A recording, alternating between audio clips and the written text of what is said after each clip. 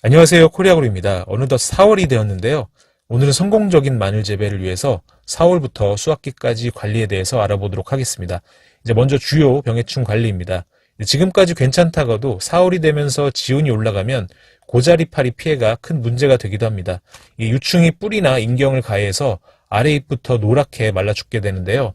이 고자리 피해는 연중 3번에 걸쳐서 크게 피해가 발생되는데 이제 남부지방 기준으로 4월 중순, 6월 하순, 9월 하순부터 10월 상순 사이에 발생이 많습니다. 사실 고자리 피해는 뿌리에서 발생하기 때문에 피해가 이제 눈에 띄었을 때 방지하기가 매우 어렵습니다. 그래서 약재를 미리미리 처리하는 게 좋은데요. 이 표를 보시면 방제를 아예 안 하시면 이제 피해가 56%로 절반 이상 피해가 발생하는데 이 3월 초 빠른 약재 처리를 할수록 피해가 적고 방제가 잘 되는 것을 볼 수 있습니다. 아직도 약재 처리를 안 하셨다면 발생하기 전에 미리미리 처리하시길 바랍니다.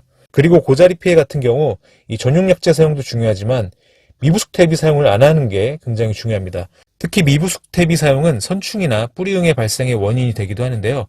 특히 뿌리응해 같은 경우에는 생육중에도 피해를 일으키지만 수확한 마늘에까지 피해를 줍니다. 그래서 전용 약재 사용뿐만 아니라 해충 피해 발생이 많다면 꼭 완숙된 퇴비를 사용하시고요. 이 완숙된 퇴비를 구별하기 어려우시다면 다음부터는 더블인으로 퇴비를 대체해 보시기 바랍니다. 다음은 입마름병입니다. 마늘 재배에 가장 많이 일어나는 병 중 하나인데요. 이 4월 중순부터 발생이 많아집니다. 이 입마름병은 봄비가 자주 내리고 기온이 높은 환경 그리고 질소비료를 많이 줘서 연약하게 자랄 때 발생이 많습니다. 병 발생 시 급속도로 번지기 때문에 예방적 방제를 철저히 해주시는 게 중요합니다. 다음은 마늘 녹병입니다. 잎에 적황색의 반점이 생기면서 급속도로 번지면서 말라 죽게 되는데요. 이 4월부터 저온다습한 경우 그리고 거름기가 부족할 때 발생이 증가합니다. 이제 입마름병 방제 시 동시에 전용약재를 이용해서 방제하시는 게 좋겠습니다. 이 마늘 입마름병과 녹병은 물론 고온다습 그리고 저온다습한 조건 등 환경적인 요인에 의해서 발생이 많은데요. 하지만 설명드린 것처럼 양분의 과잉이나 양분의 부족에 의해서도 발생되기 때문에 병 발생을 보다 효과적으로 막기 위해서는 이 전용약재 처리와 함께 양분의 과잉과 부족 없이 안정적인 양분 공급도 매우 중요합니다. 그래서 엔텍으로 우거를 하시는 것을 권장드리는 이유이고요. 그리고 4월이 되면서 마늘 비대기가 시작됩니다. 이때 마늘은 보다 많은 양의 물을 요구하는데요. 하지만 우리나라는 마늘 비대기에는 상습적인 가뭄이 발생합니다. 이 난지역 마늘은 4월 하순부터 5월 중순, 한지역 마늘은 5월 중순부터 6월 중순까지 충분한 물 공급이 필요한데요. 이 기간 동안 가물다면 10일 간격 30ml씩 2, 3회에 걸쳐서 물 공급을 해주시면 수확량과 품질을 크게 향상시킬 수 있습니다. 참고로 이제 일항관수 시에는 제초제 피해나 과습에 의한 피해 예방을 위해서 일항보다 낮게 물을 대줘야 하고요. 수확기에 이제 물을 공급하시는 분도 계신데 이제 수량 중수 효과가 상당히 적고요. 오히려 저장 중 부패율이 증가하기 때문에 마늘이 필요한 시기에 적절한 물 공급이 필요하겠습니다. 물 공급에 따른 수량 지수입니다. 이제 물을 공급하지 않을 때 수량 지수는 100이고요. 이제 4월에서 6월까지 물을 충분히 공급하면 수량 지수는 222로 약 수확량의 2배 이상 증가하게 됩니다.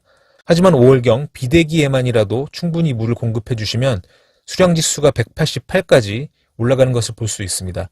꼭 비대기에 맞춰서 가능하시다면 충분한 물 공급을 해주시기 바랍니다. 다음은 마늘종 제거입니다. 이제 굵은 마늘 수확을 위해서 마늘종을 2에서 3회에 걸쳐서 제거해 주셔야 하는데요. 보통은 마늘 비대기 시기에 마늘종이 출현합니다. 이 마늘종을 빨리 제거할수록 마늘이 커져서 수확량이 늘어나는데요. 가급적 이른 아침이나 해질 무렵에 뽑고 또 제거가 늦을 때는 잎줄기에 무리가 갈 수 있기 때문에 가위로 쪽만 잘라줍니다. 이제 마늘종을 안 뽑을 때 수량지수를 100으로 보면 나오는 즉시 종을 제거하면 수량지수가 117로 수확량이 17%나 증가하게 됩니다. 그리고 늦게 제거할수록 수확량은 떨어지게 되는데요. 특히 15cm 이상 자랐을 때 제거하면 거의 마늘종을 제거한 효과를 보지 못하게 됩니다. 가급적 종 제거는 빠르게 해주시고요. 단 세력이 너무 좋을 때는 종을 즉시 제거하면 2차 생장으로 벌마늘이 생길 수도 있습니다. 세력이 너무 좋다면 조금은 늦게 제거하시는 게 좋겠습니다. 다음은 마늘 비대기의 양분 관리 추천입니다. 이제 가뭄기 식물체내 수분 증발 억제를 위한 칼슘제 처리, 그리고 국후기를 위한 인산가리 성분 공급, 그리고 내병성 강화와 함께 품질 향상을 위해서 유황 공급을 추천드리는데요. 이제 캔마그와 신앙제, 그리고 액티브와 신앙제를 혼용해서 교대로 연면 시비해 보시는 것을 권장을 드립니다. 특히 마늘의 수확량과 품질 향상을 위해서 이제 유황을 공급해 주시면 상당히 도움이 되는데요. 이 마늘의 주요 성분인 알리신을 구성할 때 충분한 유황 공급이 필요합니다. 그래서 신황제를 연면 시비해 보시는 것을 권장을 드리고요. 그리고 이제 마늘의 품질을 위해서 적기에 수확하시는 것도 매우 중요한데요. 줄기와 잎이 3분의 1에서 3분의 2가 누렇게 말랐을 때 수확합니다. 적기보다 빨리 수확하면 구비대가 충실하지 못하고 수분 함량이 높아서 이제 부패가 빠르게 됩니다. 반대로 또 늦게 수확하면 외피가 노화돼서 마늘 통터짐이 발생하고 마찬가지로 저장성이 떨어집니다. 하지만 지상부의 줄기와 잎 상태의 마른 정도의 상태만 보고 수확 시기를 정하는 것보다는 이제 마늘 자체의 상태를 보고 수확 시기를 정하시는 게 더 좋은데요. 여기에 보시면 이렇게 아랫부분이, 왼쪽은 아랫부분이 원형으로 되어 있고요. 오른쪽은 일자로 쫙 돼 있어요. 저 일자로 되졌으면 오랫동안 가도 그대로 갑니다. 텅텅하고. 상인들이 이 사람은 캠 방법을 알구나.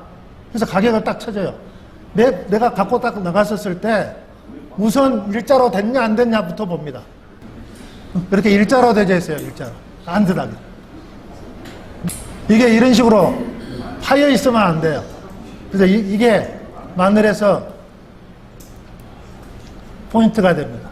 4월부터 수확기까지 관리 중요사항에 대해서 알아보았습니다.